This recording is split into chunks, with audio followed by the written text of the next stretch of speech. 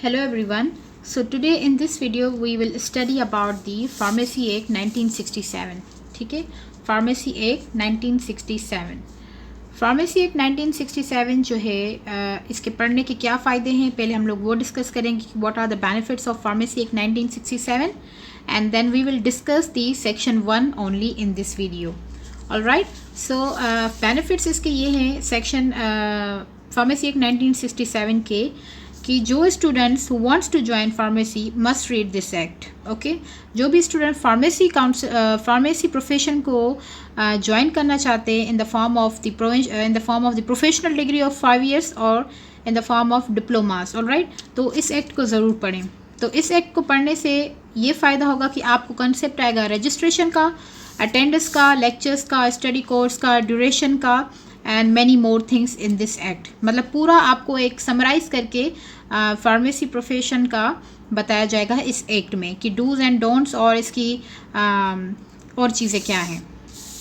तो सेक्शन इसमें टोटल हैं 34 सेक्शंस, जो कि मैंने एक वीडियो में अपनी में बताई हुई हैं. तो आपको वो वीडियो देखनी है और सेक्शंस कैसे याद करने उनकी हेडिंग्स तो उस वीडियो में मैंने आपको बताया हुआ है. तो फार्मेसी एक्ट 1967 जो है अमेंडेड वो हुआ था 8 फरवरी 1973 में. अब अमेंडेड का मतलब क्या है, मीन्स के एडिशन, जो एडिशंस होती रही इस एक्ट में वो 1973 अप टू 8 फरवरी 1973 तक होती रही. ठीक है, तो हम लोग 1967 फार्मेसी एक्ट में अब सेक्शन 1 पढ़ रहे हैं जिसका है title, short title, extent and commencement. Okay, तो इस जो है सेक्शन में क्या बताया गया है वो मैं आपको बताऊंगी. इस एक्ट को हम लोग बोल सकते हैं this act may be called the pharmacy act